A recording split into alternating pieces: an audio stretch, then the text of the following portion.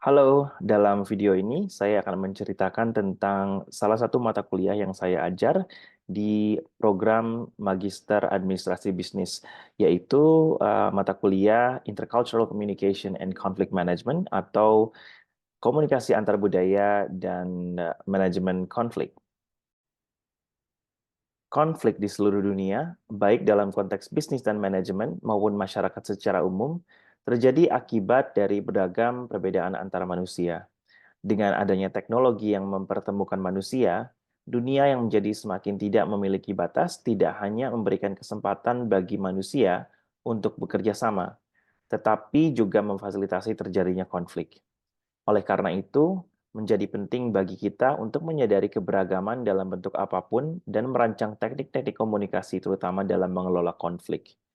Komunikasi antar budaya dan manajemen konflik di tingkat magister memperkenalkan mahasiswa kepada dinamika-dinamika interaksi yang terjadi antara orang-orang yang berasal dari berbagai latar belakang budaya dan identitas, keberagaman fenomena komunikasi yang terjadi antar diri dan orang lain, dan antara manusia secara umum, dan strategi-strategi dalam mengelola konflik yang terjadi sebagai akibat dari keberagaman tersebut. Menghadapi dinamika-dinamika tersebut membutuhkan suatu kesadaran dan kepekaan akan diri sebagai bagian integral dari berbagai jaringan sosial budaya.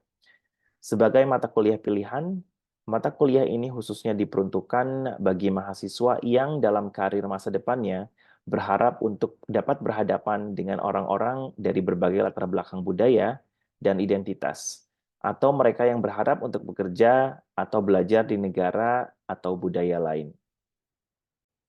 Capaian pembelajaran mata kuliah ini mencakup merefleksikan peran dari diri sendiri atau latar belakang budaya dan identitas sendiri, termasuk nilai, kepercayaan, gaya komunikasi, perilaku, dan praktek-prakteknya dalam hubungannya dengan orang lain dalam konteks global, internasional, atau multibudaya. Yang kedua, mengevaluasi dinamika dan efektivitas dari komunikasi antar budaya yang beragam. Yang terakhir, menciptakan usulan-usulan strategi atau inisiatif dalam menghadapi konflik, termasuk bagaimana konflik dapat atau perlu dikelola. Sumber utama mahasiswa untuk belajar adalah dari file presentasi yang saya siapkan sendiri. Kemudian saya juga memberikan beberapa artikel-artikel yang dipublikasikan dalam jurnal internasional biasanya,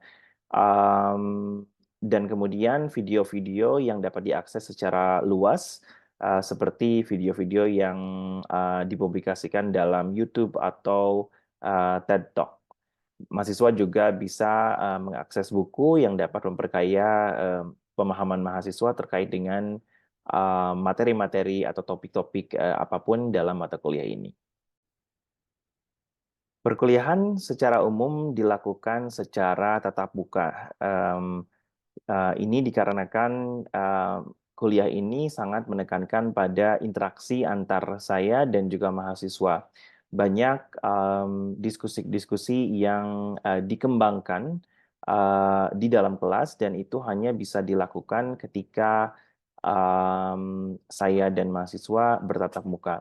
Namun biasanya juga ada pertanyaan-pertanyaan yang dapat disampaikan dalam bentuk digital, di mana mahasiswa dapat juga berpartisipasi.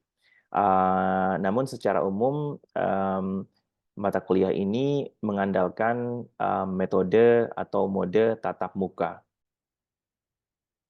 Metode pembelajaran yang digunakan dalam kuliah ini mencakup presentasi dari saya yang menyampaikan hal-hal yang mendasar terkait dengan kuliah ataupun topik. Kemudian saya bisa memberikan artikel-artikel jurnal yang kemudian mahasiswa bisa ambil intisarinya untuk dapat didiskusikan dalam kelas. Kemudian saya biasanya menyediakan video-video juga agar dapat didiskusikan pada pertemuan selanjutnya. Kemudian ada kasus-kasus yang mahasiswa perlu diskusikan dalam kelompok-kelompok kecil biasanya untuk dapat kemudian didiskusikan dalam kelas. Selain itu juga ada presentasi dari mahasiswa di satu sesi tertentu. Yang terakhir adalah kegiatan yang bersifat role playing, di mana mahasiswa um, mendapatkan kesempatan untuk berperan menjadi satu karakter tertentu yang berdasarkan dari teori-teori yang diajarkan sebelumnya. Apabila role playing ini tidak terjadi, biasanya juga ada kegiatan yang melibatkan mahasiswa-mahasiswa dari mitra internasional yang bergabung dalam kelas untuk dapat berpartisipasi dan berdiskusi dengan mahasiswa-mahasiswa peserta kelas. Juga yang tidak bisa dilupakan adalah metode terkait dengan memahami kecenderungan dari masing-masing mahasiswa. Dalam konteks ini yang digunakan adalah beberapa survei yang dapat memahami lebih jauh kecenderungan mahasiswa, misalkan secara komunikasi, kemudian secara yang namanya self-control, kemudian dari segi conflict management styles. Hal-hal ini diharapkan dapat saling melengkapi satu sama lain. Interaksi saya dengan mahasiswa dalam kelas saya usahakan merupakan suatu interaksi yang dua arah. Biasanya saya ketika memberikan perkuliahan, ada beberapa pertanyaan yang saya tanyakan kepada mahasiswa di sela-sela presentasi saya untuk bisa mendapatkan feedback dari mahasiswa. Namun saya juga tidak terganggu apabila ada mahasiswa yang menginterupsi saya, itu dalam bentuk apapun apabila mahasiswa ingin menyampaikan pendapatnya. Selain itu, saya juga terbuka untuk menerima email misalkan atau mahasiswa yang ingin berkonsultasi terkait dengan perkuliahan, baik itu secara substansi maupun secara teknis. Dari segi penilaian, mata kuliah ini biasanya terdiri dari um, 3 modul.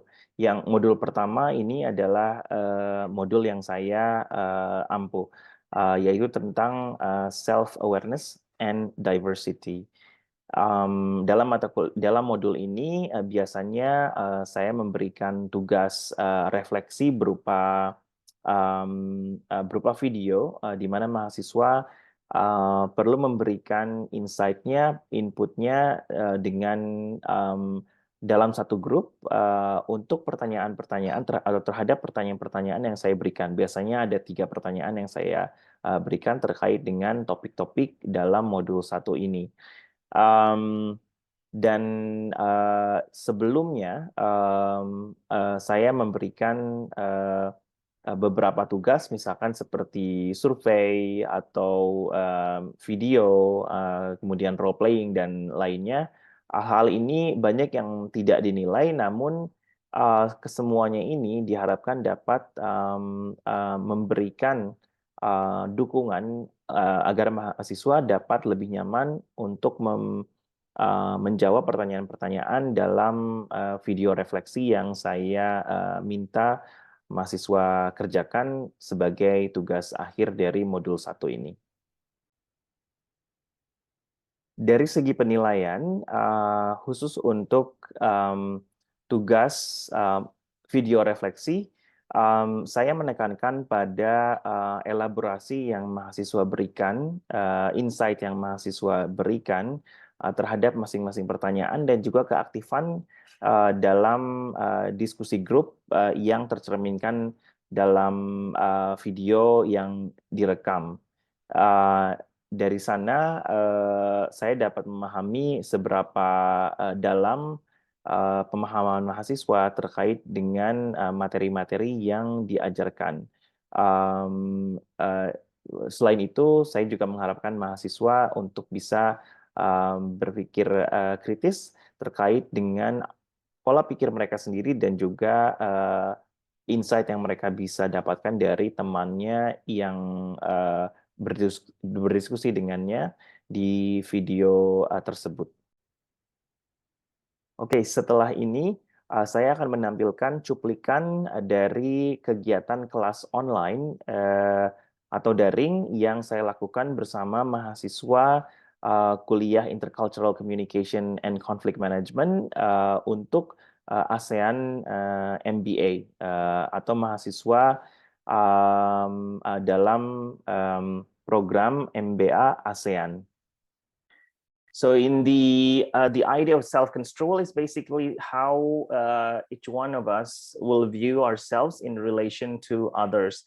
And recently there has been some developments also in the theory of self-controls. For example, there's a little bit of a transcendental view of self-control, let's say, but then the basic, especially for understanding cross-cultural differences, would be what we call the independent versus interdependent view of the self.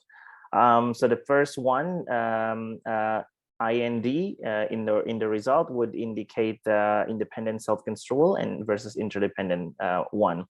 So the idea would be that, so this in particular will be linked to individualism and collectivism usually, but not necessarily that only, but this particular idea can be linked to masculinity and femininity, because masculinity is usually about, it's about being assertive, aggressive, let's say, but the interdependent view would be more linked to nurturing and so on and so forth, which is linked to femininity. So in this case, the independent view of the self would understand individuals or the self as separate or independent from one another. So as the illustration suggests here, that our self would be seen as distinct from the mother, the father, sibling, coworker, friend, and so on and so forth. So they are not, they can be close, but they are not attached. So they're different individuals, quote unquote, different, separate from each other. While the other one, in interdependent view of the self, mentally, the individual or the self will see itself, or himself, herself, or themselves as part of each other. So they're mentally, we are parts of one collective whole, generally speaking. So mentally, for example, the mother, the father, and the self will be linked rather intrusively with the self. So the self is part of the mother, father, and vice versa. So which is why, if you imagine how the movement can work for the independent view of the self, it can be, can be pretty free flowing. One can just do whatever it wishes to do, for example, or they wish to do, and versus in the interdependent view would probably need to have everybody to move as well in order to move, because they are parts, all of these different bubbles, quote unquote, would be parts of the self. So the what was quite striking, actually, so it when I was in the States, let's say when I was doing my PhD, my daughter, the very first book that my daughter received was more about being unique, being special. So the book that she received was really about that. And while coming back to Indonesia, so after a couple of years, the very first book that she received was more about what we call in Indonesia to be a gotong royong, or doing things together, collectively. So which is quite interesting. So I thought that, okay, so this is interesting. This is interesting. So it goes from the very beginning of life, where everything is is being nurtured. Things are being nurtured to the kids. One is about being unique, and the other one is more about being collective. So in the context of the workplace, probably the idea of you and I are different, you and I are the same, let's say, and perhaps it can be linked to the individuals being able to do anything creative, anything that they would like to think about, versus, let's say, let's create a large team so that everybody feels involved. Let's gather people to form a large team so that people feel included, let's say, because you and I are parts of this one whole. I don't want to bother other people for independent self. For example, we depend on each other would be for interdependent self. So it's very different. I should depend on myself. I should depend on other people. I should be honest. I cannot reveal things that hurt people, for example, because we're one in this one connected whole, let's say. So it's difficult if I say something negative, then it can hurt myself too. It can hurt the other. So it's because we're one and the same. Versus, if we are free flowing individuals, let's say, then I can just easily be honest, in terms of what I can tell people. Importance of being authentic, importance of sticking together. For independent self could be that disagreements become constructive, but interdependent self, because of the closeness, we would try to avoid disagreeing with others. So this is the distribution of the for the undergraduates, through the years. The the way I calculate the independent score in relation to the interdependent score would be, if the gap between the two is within 0.5 or minus 0.5. So in between that would be considered balance generally. So most of the students would fall into the balance here. But predominantly, other than that, students would fall into being interdependent for the undergraduate. So most of them would be from Indonesia or Indonesians by nationality. Then usually when we have our exchange students from the Netherlands, let's say, or predominantly the Netherlands or Germany, the likelihood that they will get independence score to be the highest, or much higher than the interdependence would be there. So usually it's what we find as well. So which is quite interesting. The way assignments, what we understand, the way assignments are being given to the students in the Netherlands would be, from the way they express it, would be individual, very much individual assignments, and then the people will be directed towards what they achieve individually, let's say, and so on. And then this would be the distribution for the MBA in the business school here in Bandung. So usually the most would again fall into the balance, but then usually at the MBA level, it's either rather balanced between the independence versus interdependence. Throughout the year, it would be more or less like that. At one time, it would be independence dominant, but then at other times it would be interdependent dominance, but more or less it would be more similar. And then here I also have some data from the Swiss ASEAN MBA, where most students would be from Europe. The independent score would be rather higher compared to the interdependent one. So what it implies could be that it may have something to do with how they expect themselves to behave, expect others to behave as well, in relation to how they see themselves, what they expect themselves to do, and so on. So the